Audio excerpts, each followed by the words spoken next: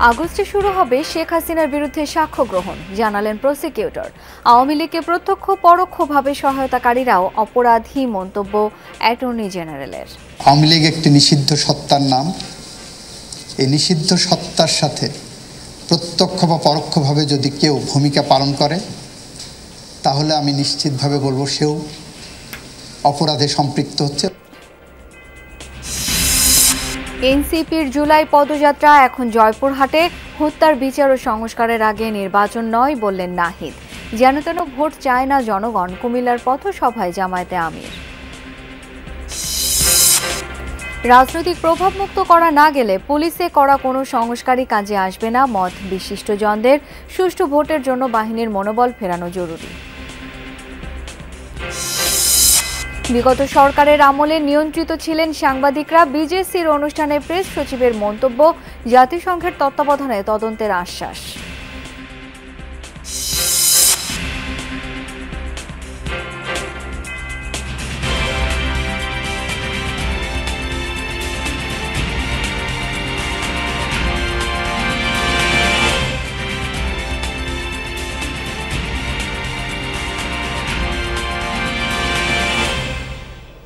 আমন্ত্রণ যমুনা নিউজে, আপনাদের সাথে আছি আমি শাওন দত্ত। এতক্ষণ শিরোনাম দেখছিলেন। আগস্টের শুরুতেই শেখ হাসিনার বিরুদ্ধে ট্রাইব্যুনালে সাক্ষ্য গ্রহণ শুরু হবে, এমনটা জানিয়েছেন আন্তর্জাতিক অপরাধ ট্রাইব্যুনালের প্রসিকিউটর গাজী এম.এইচ. তামিম। এর আগে 1 জুলাই সাবেক প্রধানমন্ত্রীর বিরুদ্ধে অভিযোগ গঠনের শুনানি শুরু হয় ট্রাইব্যুনালে। জুলাই অভ্যুত্থানে ছাত্র জনতার উপর গুলি চালানোর নির্দেশ সহ 5টি সুনির্দিষ্ট অভিযোগ স্থাপন করেন চিফ প্রসিকিউটর তাজুল ইসলাম। রংপুরের আবু সাঈদের হত্যা থেকে শুরু করে 5 আগস্ট পর্যন্ত যত মানবতা বিরোধী অপরাধ হয়েছে, সবগুলোর সুপিরিয়র কমান্ড হিসেবে দেখানো হয়েছে শেখ হাসিনাকে। শুনানি শেষে অভিযোগ গঠন হলে আগস্টে সাক্ষ্য গ্রহণ শুরুর কথা জানান ট্রাইব্যুনালের প্রসিকিউটর গাজী এম.এইচ. তামিম। তিনি আরও জানান, রামপুরায় কার্নিশে ঝুলন্ত আমির হোসেনকে গুলি ছোড়ার ঘটনায় ডিএমপির মতিঝিল বিভাগের সাবেক এডিসি রাশেদ সহ 5 জনের বিরুদ্ধে তদন্ত শেষ হয়েছে। দ্রুতই প্রতিবেদন দেয়া হবে ট্রাইব্যুনালে।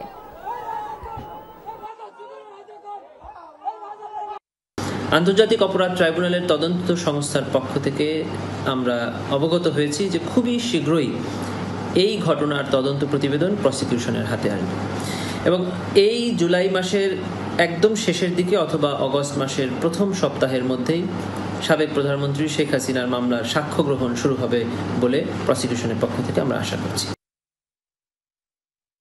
আওয়ামী লীগ এখন নিষিদ্ধ দল, অপরাধ ট্রাইব্যুনালেও তাদের বিচারের সুযোগ আছে, এমনটা জানিয়ে অ্যাটর্নি জেনারেল মোহাম্মদ আসাদুজ্জামান বলেছেন, মানবতা বিরোধী অপরাধে জড়িত এই দলের নির্বাচনে আসার কোনো সুযোগ নেই। ডিবেট ফর ডেমোক্রেসি আয়োজিত জুলাই চেতনা বাস্তবায়ন বিষয়ক বিতর্ক অনুষ্ঠানে তিনি এসব কথা বলেন। বিতর্ক ও আলোচনায় উঠে আসে সারা দেশে মব সন্ত্রাস ছড়িয়ে পড়ার নেতিবাচক প্রভাবের কথাও।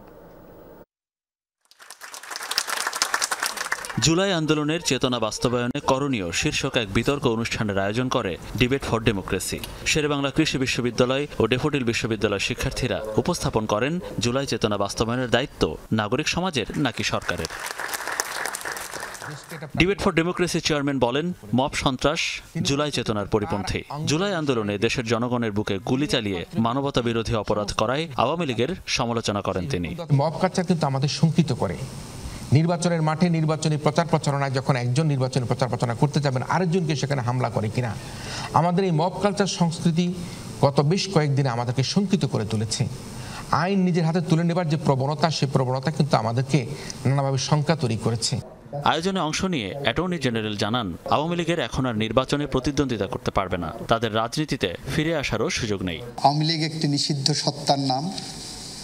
এই নিষিদ্ধ সত্তার সাথে প্রত্যক্ষ বা পরোক্ষভাবে যদি কেউ ভূমিকা পালন করে, তাহলে আমি নিশ্চিতভাবে বলবো সেও অপরাধে সম্পৃক্ত হচ্ছে এবং সেই অপরাধের জন্য তাকে যথাযথভাবে আইনের আওতায় আনার যথেষ্ট সুযোগ আছে এবং আনা হবে। খুন করেছেন, গুম করেছেন এবং সেই সরকারের যে রাজনৈতিক সংগঠন, তার নাম বাংলাদেশ আওয়ামী লীগ।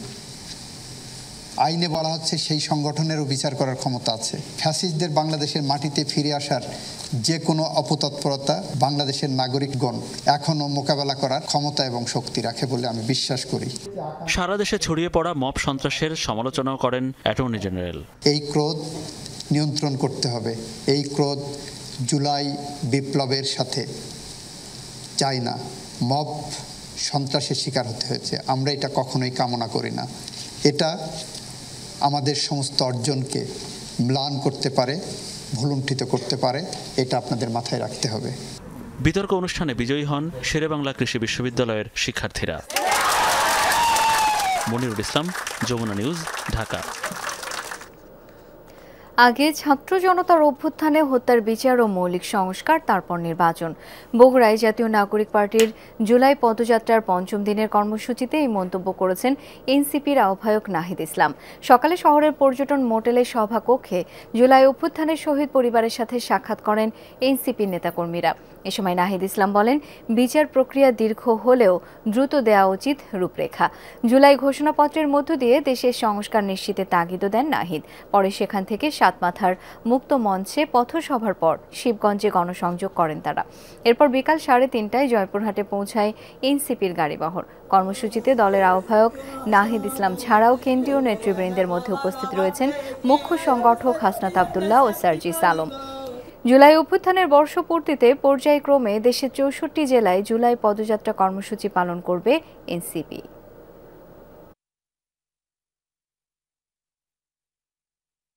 এই বাংলার মাটিতেই শেখ হাসিনা সহ আওয়ামী লীগ এবং যে সকল পুলিশরা গুলি চালায় আমাদের ভাইদের মারছে, বোনদের মারছে, আমরা তার বিচার নিশ্চিত করব।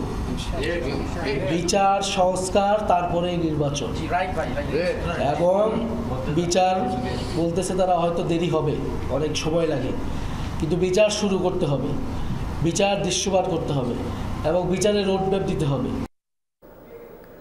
আগামী নির্বাচন সুষ্ঠু হতে হবে, জনগণ আর যেন তেন ভোট চায় না, এমনটাই বলেছেন জামায়াত ইসলামীর আমির ডাক্তার শফিকুর রহমান। ফেনীতে যাওয়ার পথে সকালে কুমিল্লা সদর দক্ষিণ উপজেলার পদুয়ার বাজার বিশ্ব রোড এলাকায় আয়োজিত পথসভায় কথা বলেন তিনি। জামায়াতের আমির বলেন, বিভিন্ন জায়গায় রাজনীতির নামে চাঁদাবাজি, লুটপাট লক্ষ্য করা যাচ্ছে। হুঁশিয়ারি দেন, দুর্বৃত্তরা যদি নিজেদের না সামলায় তাহলে জনগণই ব্যবস্থা নেবে। এ সময় নতুন কিংবা পুরাতন যে কোনো ফ্যাসিবাদী শক্তির বিরুদ্ধে প্রতিরোধ গড়ে তোলার আহ্বান জানান ডাক্তার শফিক।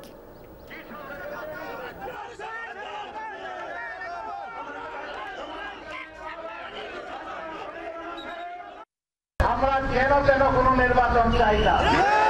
বাংলাদেশের বিভিন্ন জায়গায় ইদানিং রাজনীতির নামে যে অপকৃত উন্মাদ আমরা লক্ষ্য করছি, দলগুলোকে বলবো, সাবধান হন, নিজেদেরকে সামলান। সাংবিধানিক দায়িত্বে থাকা কোনো ব্যক্তি ক্ষমতার অপব্যবহার করলে তাকেও শাস্তির আওতায় আনা যাবে, এমন বিধান আইনে রাখার দাবি জানিয়েছেন বিএনপির স্থায়ী কমিটির সদস্য নজরুল ইসলাম খান।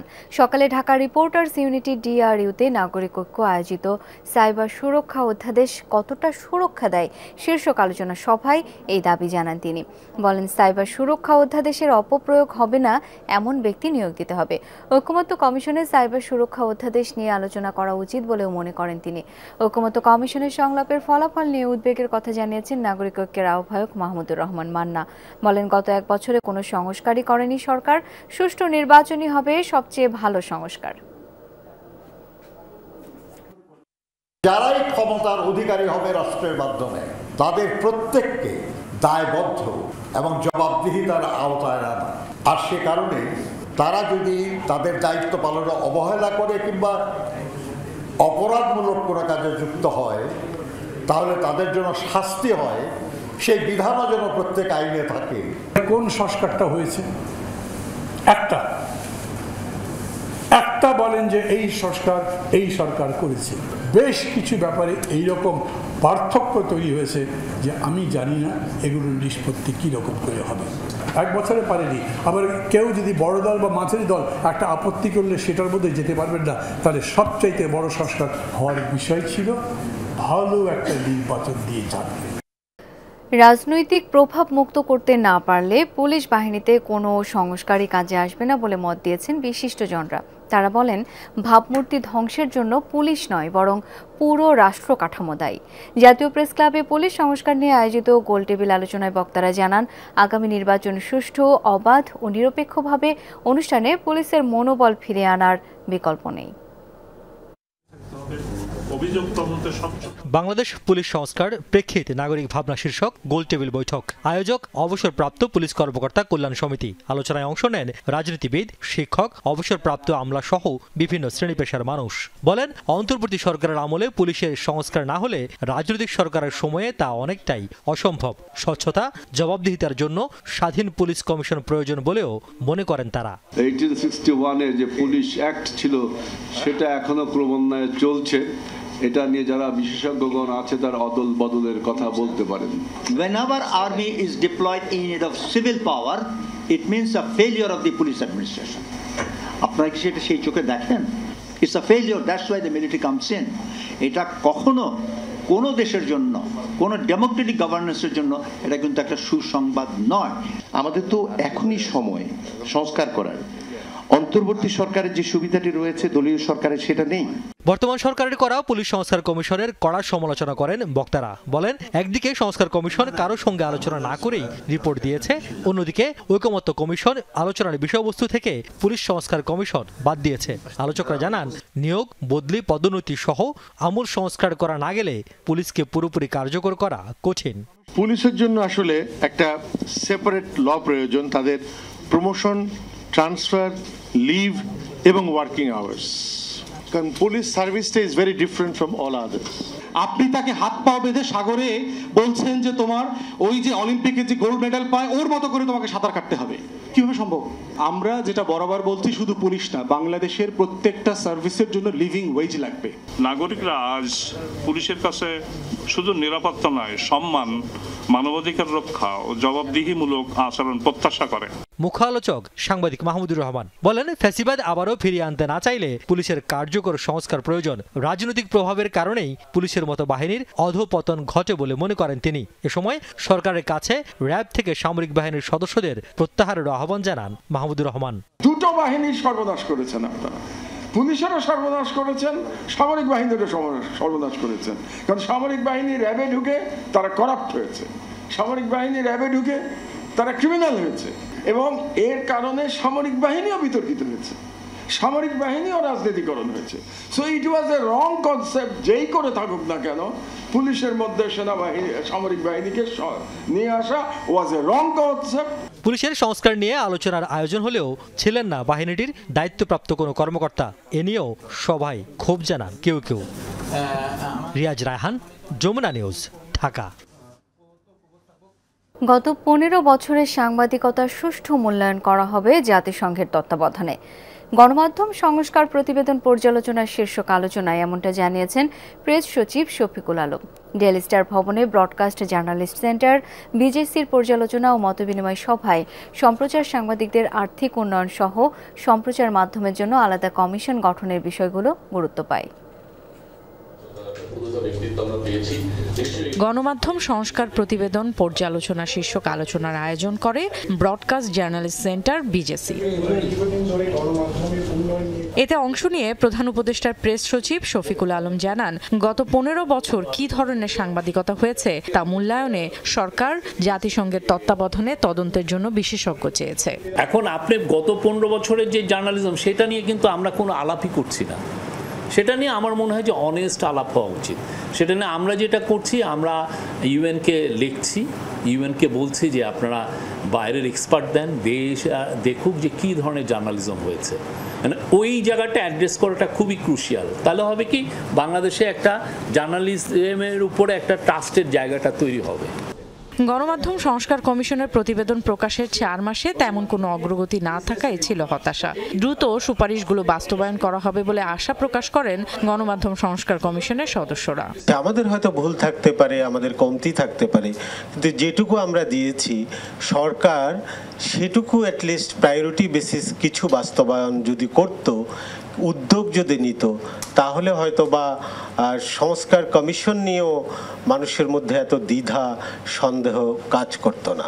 যদি নির্বাচন নিয়েই আমরা চিন্তা করতে থাকি, সেই একটা ভালো নির্বাচনের জন্যও আপনি গণমাধ্যমের কথা চিন্তা না করে নির্বাচন করা সম্ভব কিনা, মানুষ আমাদের কথা শুনবে সেই জায়গা তো আমাকে প্রতিষ্ঠা করতে হবে, নাই তো আমার এক্সিস্টেন্সের কোনো প্রয়োজনই নাই। সম্প্রচার মাধ্যমের জন্য আলাদা কমিশন গঠন, ভিন্ন বেতন কাঠামো, অন্যান্য সুবিধা নিশ্চিত করা সহ গণমাধ্যম সংস্কার কমিশনে দেয়া বিজেসির সুপারিশ দ্রুত বাস্তবায়নের দাবি জানায় সাংবাদিকদের এই সংগঠনটি। এই 15 দফা সুপারিশের মধ্যে 2-3টা দফা নিয়েও যদি কাজ শুরু হয়, আমি মনে করি যে কমিশনের সদস্যরা যেভাবে একটু সান্ত্বনা পাবেন, তেমনি আমরা মিডিয়াতে যারা কাজ করি, যাদের জন্য এই কমিশন রিপোর্ট, তারাও একটু আশান্বিত হব যে না, এই সরকারের আমলে অন্তত কাজটা শুরু হয়েছে। দুঃখজনক হচ্ছে সে মার্চ মাসের 24 তারিখে জমা দেওয়া হলো সংক্ষিপ্ত তালিকা, সেটার কোনো অগ্রগতি হয়নি। দেখলাম যে 19শে জুন সম্ভবত প্রায় 3 মাস পরে এটা বাস্তবায়ন কীভাবে করা যাবে তাও সব ক্ষেত্রে না, রেডিও টেলিভিশনের স্বায়ত্তশাসন এই ব্যাপারে কী করা যায় সেটার জন্য 3 মাস পরে একটা পর্যালোচনা কমিটি গঠন করা হয়েছে। সম্প্রচার সাংবাদিকদের নিজেদের অধিকারের বিষয়ে সোচ্চার ও ঐক্যবদ্ধ হওয়ার উপর জোর দেন বিভিন্ন মিডিয়া হাউসের প্রতিনিধিরা। সরকার, মালিক, অন্য যত পক্ষকেই আমরা দোষ দেই, তাদের দায় দায়িত্ব নিয়ে কথা বলি না কেন, আমরা আমাদের নিজেদের দায়িত্বটাকে পালন করি, আমরা নিজেরা ঐক্যবদ্ধ হই। যখনই আপনি রাষ্ট্রের গণতান্ত্রিক প্রক্রিয়ার উত্তরণের কথা বলবেন, গণমুক্ত গণমাধ্যম নির্ভর করে রাষ্ট্র কাঠামোর চরিত্র কেমন। আলোচনায় প্রেস সচিব মতামত দেন সাংবাদিকদের ন্যূনতম বেতন 30,000 টাকা হওয়া উচিত। ডিজিটাল অ্যাক্টের বিরুদ্ধে কিন্তু আমরা প্রথম কাজ করেছি। Farhana Nancy, Jamuna news, Dhaka. চুয়াডাঙ্গার সিভিল সার্জন ডাক্তার হাদি জিয়াউদ্দিনের অনিয়ম দুর্নীতি তদন্ত শুরু করেছে স্বাস্থ্য মন্ত্রণালয়। স্বাস্থ্যসেবা বিভাগ থেকে তদন্ত শুরুর কথা জানিয়েছেন সচিব সাইদুর রহমান। ডাক্তার হাদি জিয়াউদ্দিনের অনিয়ম দুর্নীতি নিয়ে অনুসন্ধানী প্রতিবেদন প্রচার করেছিল যমুনা টেলিভিশন। 2024 সালের ফেব্রুয়ারিতে প্রচারিত প্রতিবেদনে উঠে আসে আলমডাঙ্গা উপজেলা স্বাস্থ্য কর্মকর্তা থাকা অবস্থায় নিজেই ক্লিনিক খোলেন তিনি। সরকারি হাসপাতালে রোগীদের নিয়ে যাওয়া হতো তার ব্যক্তিগত ক্লিনিকে। 5 আগস্টের পট পরিবর্তনের পর ডিসেম্বরে তাকে ওই জেলারই সিভিল সার্জন বানানো হয়। সবশেষ জেলার স্বাস্থ্য সহকারী পদের নিয়োগ পরীক্ষায় ব্যাপক অনিয়মের অভিযোগ ওঠে ডাক্তার হাদির বিরুদ্ধে। প্রশ্ন ফাঁস, শেষ মুহূর্তে সিট প্ল্যান বদল, মৌখিক পরীক্ষার সকালে লিখিত পরীক্ষার ফলাফল বদল সহ নানা অভিযোগ তোলেন নিয়োগ প্রত্যাশীরা।